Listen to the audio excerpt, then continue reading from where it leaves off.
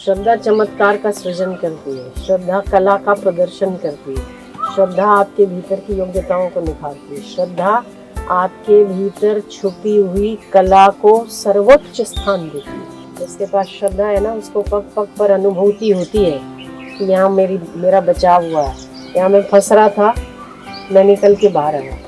दूसरे लोग होते हैं तो बेचारे फंस के, उलझ के, धोखा खा के फिर सीखते हैं, पर श्रद्धालु पहले से ही सीख जाता है। श्रद्धा ऐसी चीज है ना, कलाकार है। कलाकारी इंसान में नहीं होती, जहाँ श्रद्धा लग जाती है ना, वहाँ कलाकारी अपने आप आ जाती है। कविताएं निकलती, शेर शायरी निकलती, प्रार्थनाएं निकलती, और जहाँ आपके इष्ट के लिए कुछ करने की भावना हो, वहाँ श्रद्धा फिर कलाकारी उस कार्य में भी दिखा देती है कि नहीं?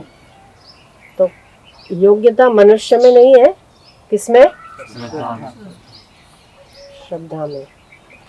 आज तक जितने भी चमत्कार हुए, शिवाजी ने किले जीते, कल्याण ने कुएं में भगवान देखे, धन्ना जाट ने सिलबट्टे में से ईश्वर प्रकट किए, या नामदेव ने कुत्ते में देखे, इन सभी के पीछे क्या? श्रद्धा ही तो कम करती है।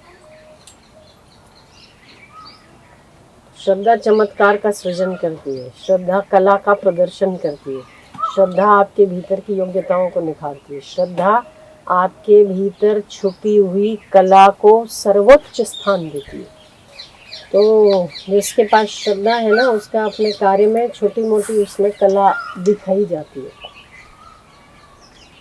योग्यता तो आपके भीतर होगी, पर जब तक उसके साथ श्रद्धा नहीं जुड़ी ना, तब तक निखरती नहीं। इसलिए श्रद्धा होना चाहिए। जिसके पास श्रद्धा है, उसका जीवन चमत्कारों से भरा है। पग पग पर आपको पता चलेगा, यहाँ मेरी श्रद्धा और भगवान की कृपा, मेरी श्रद्धा और गुरु की कृपा। गुरु की कृपा और भगवान की कृपा भी तो श्रद्धा पर निर्भर करती है। आपके पास श्रद्धा ही ना हो तो कृपा किस पे करे, है ना? इसलिए श्रद्धा सवर हृदय ही परमात्मा की कृपा का अधिकारी होता है। ईश्वर कृपा करना तो चाहे, पर आपका हृदय जड़ हो तो कृपा तो बह जाएगी ना। इसलिए श्रद्धा होना चाहिए। जिसके पास श्रद्धा है ना, उसको पग पग पर अनुभूति होती है कि यहाँ मेरा बचाव हुआ है, यहाँ मैं फंस रहा था, मैं निकल के बाहर आया। दूसरे लोग होते हैं तो बेचारे फंस के, उलझ के, धोखा खा के फिर सीखते हैं, पर श्रद्धालु पहले से ही सीख जाता है। क्यों? कृपा काम करी ना, उसको श्रद्धा एब्जॉर्ब करने की ताकत है। तो आपका हृदय ऐसा होना चाहिए, जिस भूमि पे पानी डालो और पानी एब्जॉर्ब ना हो, उस जमीन पर फसल होना बहुत मुश्किल होती है। जैसे पथरीली जमीन पर अगर ऐसी जमीन है जहाँ पे पानी डालो और एब्जॉर्ब हो जाता है, फल उसी में लगता है। पत्थरों में फल नहीं दिखते। पथरीली जमीन पर आप कांटों के अलावा कुछ भी नहीं देखोगे। पर जहाँ ऐसी जगह है जहाँ पर पानी रिस जाता है, वहाँ पर संभावनाएं ज़्यादा होती है, फसलों की संभावनाएं वहाँ ज़्यादा होती है। ऐसे ही जो हृदय गीला है, उस हृदय में परमात्मा रूपी फल लगने की संभावना ज़्यादा होती है। जो कृपा रिश्ती है ना जिसके हृदय में, वहाँ फल भी तो लगता है। और जो जड़ है सांसारिक मान्यताओं से, दंभ से, कूड़ से, कपट से, वजह जो भी हो, उतनी जमीन उसकी पथरीली। जितनी जमीन पथरीली, उसमें दुख के शूल, परिस्थितियां, कांटे शूल की तरह चुभते हैं उसके। ऐसे ही लोग परेशान नहीं है, ऐसे ही दुनिया परेशान नहीं है। सुख सुविधा में किसी के पास कोई कमी नहीं है। लोग पहले बैलगाड़ी में जाते थे, फिर ट्रेन से, और अब फ्लाइटों से यात्रा करते हैं। अब तो हर ग्रेड का आदमी तरक्की कर रहा है। पहले वो पीछे धोती बांधने वाले किसान भी अब पैंट शर्ट पहन के पता ही नहीं चलता किसान है या ऑफिसर है। बहुत परिवर्तन है समाज में, पर फिर भी सुख और चैन नहीं है। इसीलिए आत्महत्याएं बढ़ी है, तलाक बढ़े, मेंटल हॉस्पिटल बढ़े, हॉस्पिटलें बढ़ी, परेशानी बढ़ी है तब ना, क्योंकि सब कुछ तो बढ़ा पर श्रद्धा कम हो गई। सारे जगत में अगर ओवरऑल अपन सर्वे करोगे ना तो ईश्वर के प्रति रुचि, ईश्वर के प्रति श्रद्धा और विश्वास की कमी हो गई। और जहाँ विश्वास और श्रद्धा कम होती है ना, वहां पर कांटे उगते हैं, पथरीली जमीन हो गई है।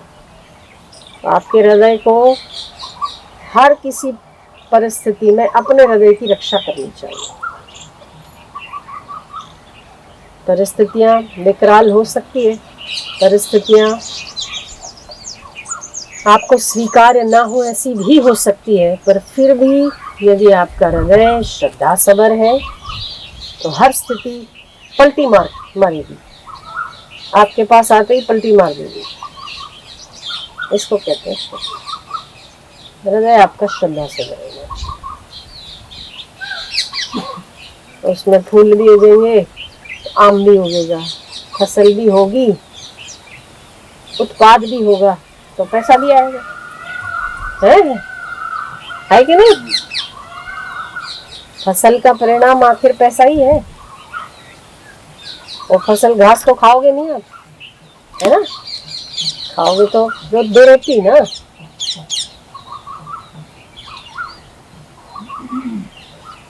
तो हमारा हृदय ऐसी मिट्टी की तरह हो, गीला हो, जिसमें परमात्मा रूपी फसल पैदा हो। तभी तो उसकी बिक्री होती ना जमाने में, तभी तो कुछ उत्पाद मिलता। बाकी तो फूल कांटों का कोई भाव आता है क्या? कांटे बेचने जाओ तो भाव आता है क्या? उसकी लकड़ी का भाव भी नहीं आता। सागवान की लकड़ी का जो भाव है बबूल की लकड़ी का नहीं है,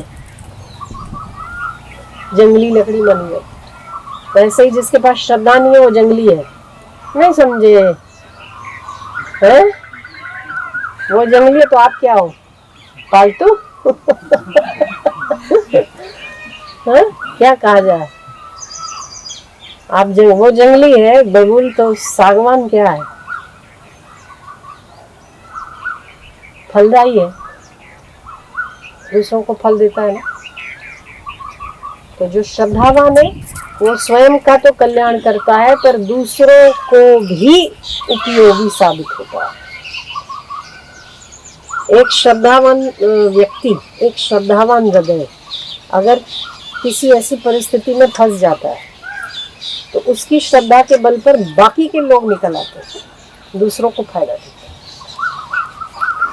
कभी जैसे फ्लाइट में, कभी जहाज में, कभी ऐसी जगह पर हो जहाँ पर प्राकृतिक आपदा आ रही हो और उसमें अगर एक श्रद्धावान व्यक्ति बैठा हो, उसकी श्रद्धा के बल पे बाकी के लोग निकल आएंगे। इसलिए श्रद्धा होनी चाहिए। हर स्थिति में जड़ता का त्याग कर श्रद्धा को ग्रहण करना चाहिए। प्रयत्न पूर्वक श्रद्धा सबर होना चाहिए। श्रद्धा चमत्कार का सृजन करती है, श्रद्धा कला दिखाती है। दिखाई कला है।